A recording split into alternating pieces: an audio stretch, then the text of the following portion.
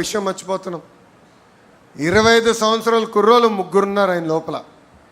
ఇప్పటికీ ఆ స్పీడు మేము అందుకోలేకపోతున్నాం. ఇప్పటికీ ఆయన స్పీడ్ జెట్ స్పీడ్. గతంలో కియా తీసుకొస్తే ఇప్పుడు ఫైటర్ జెట్స్ తీసుకొచ్చిన వ్యక్తి. అప్పుడు ఐటీ అంటే ఇప్పుడు ఏఐ, అప్పుడు హైటెక్ సిటీ అంటే ఇప్పుడు క్వాంటమ్ వ్యాలీ, అప్పుడు సైబరాబాద్ అంటే ఇప్పుడు అమరావతి రూపశిల్పి మన నాయకుడు సిబిఎన్. భవిష్యత్తును ఎప్పుడు ముందుగా చూసే విజనరీ మన నాయకుడు సిబిఎన్. స్త్రీ శక్తిని మహాశక్తిగా గుర్తించిన వ్యక్తి మన సిబిఎన్. మహిళలకు విద్యా ఉపాధి అవకాశంలో 33% రిజర్వేషన్ అందించిన వ్యక్తి మన సిబిఎన్. డ్వాక్రా సంఘాల ద్వారా మహిళలకి ఆర్థిక స్వాతంత్రం కూడా కల్పించిన వ్యక్తి మన సిబిఎన్. తన తల్లి పడిన కష్టాలు గుర్తించి మహిళలు కష్టాలు పడకూడదని దీపం పథకం ద్వారా ఉచితంగా గ్యాస్ కనెక్షన్ కూడా అందించిన వ్యక్తి మన సిబిఎన్. మహిళల్ని బస్ కండక్టర్లుగా బస్సు డ్రైవర్లుగా కూడా నియమించిన వ్యక్తి మన సిబిఎన్. దేశంలోనే తొలి స్పీకర్గా ప్రతిమా భారతి గారిని కూడా నియమించిన గొప్ప వ్యక్తి మన సిబిఎన్. ఎవడైనా మహిళల జోలికి వస్తే తోలు తీస్తానని చెప్పిన వ్యక్తి కూడా మన సిబిఎన్. ఈ మధ్యన చూస్తున్నాం మహిళల జోలికి వెళ్తే ఏమవుతుందని. అర్థమైందా రాజా? తెలుగుదేశం పార్టీలో కార్యకర్తలే అధినేత. 2019 నుంచి 24 వరకు అనేక కష్టాలు మన కార్యకర్తలు ఎదుర్కొన్నారు. బయటికి రాకుండా తాళగట్టిన రోజులు, ఒక పోరాటం చేస్తే దొంగ కేసులు పెట్టిన రోజులు. ఏకంగా మీ లోకేష్ పైన 23 కేసులు పెట్టారు. వేదిక మీద నాయకులందరిపైన కేసులు పెట్టారు. కానీ ఆనాడే చెప్పాం, మాట తప్పం మడిమ తిప్పాం, మేము తగ్గేదే లేదని ముందరికి నడిచాం. మనందరం చూసాం, మెడపై కత్తి పెట్టి వాళ్ళ నాయకుడికి జై కొట్టమంటే జై తెలుగుదేశం, జై చంద్రబాబు అని చెప్పి ప్రాణాలు కోల్పోయాడు తోట చంద్ర. ఈరోజు నేను గర్వంగా చెప్తున్నా, తోట చంద్ర కొడుక్కి ప్రభుత్వం ఉద్యోగం ఇచ్చిన ఘనత కూడా మన ఎన్డీఏ ప్రభుత్వాన్ని. నామినేషన్ పత్రాలు లాక్కుని దాడి చేస్తే మీసాలు మిలేసి తొడగొట్టాడు మన అంజిరెడ్డి తాత. అంతేకాదు, ఏకంగా వైకాపా రౌడీల దాడిలో రక్తం కారుతున్న చివరి ఓటు పడే వరకు ఓటింగ్ బూత్లో నిలబడారు మన మంజుల గారు.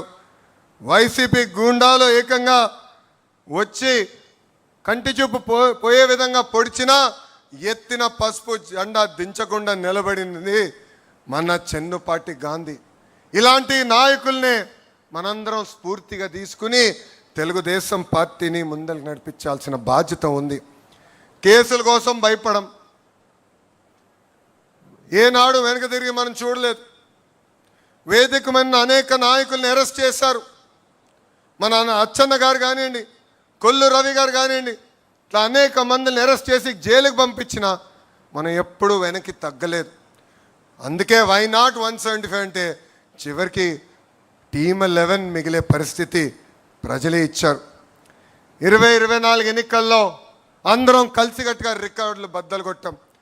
భారతదేశ చరిత్రలో ఎప్పుడు జరిగిన విధంగా 94% స్థానాలు మనం కైవసం చేసుకున్నాం. 175 నియోజకవర్గాల్లో 164 స్థానాలు ఎన్డీఏ సొంతం చేసుకుంది.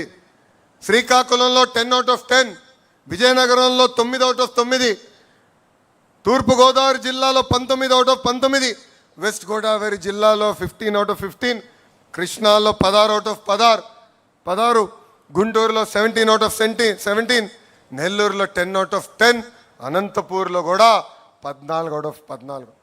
అంటే 8 ఉమ్మడి జిల్లాల్లో క్లీన్ స్వీప్ వచ్చింది. కడప జిల్లాలో కూడా 10 నియోజకవర్గాలకి 7 నియోజకవర్గాలు ఎన్డీఏ కైవసం చేసుకుంది. ప్రజలు ఆశతో మనం గెలిపించారు. వాళ్ళకి అహర్నిశలు కష్టపడాలని వాళ్ళు కోరారు. అందుకే ప్రజాప్రభుత్వం సుపరిపాలన అందిస్తుంది. ఎన్ని ఆర్థిక ఇబ్బందులు ఉన్నా ఇచ్చిన హామీలని ఒక పద్ధతి ప్రకారం మనం నిలబెట్టుకుంటా ముందరికెళ్తున్నాం. ఒక పెన్షన్ తీసుకోండి, భారతదేశంలోనే ఏ రాష్ట్రం ఇవ్వని విధంగా వృద్ధులకి 4,000 రూపాయల పెన్షన్ మన చంద్రబాబు నాయుడు గారు అందిస్తున్నారు. వికలాంగులకు 6,000, బెడ్కి పరిమితం అవుతే 15,000 రూపాయల పెన్షన్ మనం అందిస్తున్నాం. అన్నా క్యాంటీన్లు తిరిగి ప్రారంభించాం. మెగా డిఏసి ద్వారా 16,000 ఉద్యోగాలు మనం అందించాం. మన హోంమంత్రి గారి నాయకత్వంలో 6,000 కానిస్టేబుల్ పోస్టులు కూడా మనం భర్తీ చేస్తాం జరిగింది. ఏకంగా జాబ్ క్యాలెండర్ ద్వారా 10,000 పోస్టులకి కూడా మనం నోటిఫికేషన్ విడుదల చేశాం. మా చేనేత సోదరులకి అండగా నిలబడడానికి హ్యాండ్లూమ్ ఉంటే 200 యూనిట్లు, ఇంట్లో పవర్ లూమ్ ఉంటే 500 యూనిట్లు ఉచిత కరెంటు కూడా మన ప్రభుత్వం అమలు చేసింది. మత్స్యకారుల సేవలో కూడా అన్నదాత సుఖీభవ, స్త్రీ శక్తి కింద ఉచిత బస్, దీపం పథకం లాంటి అనేక సంక్షేమ కార్యక్రమాలు మనం అమలు చేస్తున్నాం. అంతేకాదు ఇంట్లో ఎంతమంది పిల్లలుంటే అంతమంది పిల్లలకి తల్లికి వందనం ఇచ్చిన ఏకైక ప్రభుత్వం మన ఎన్డీఏ ప్రభుత్వం. ఎన్నికల ముందర కూడా ఒకే హామీ ఇచ్చాం, ఒకే రాష్ట్రం ఒకే రాజధాని, కానీ అభివృద్ధి వికేంద్రీకరణ.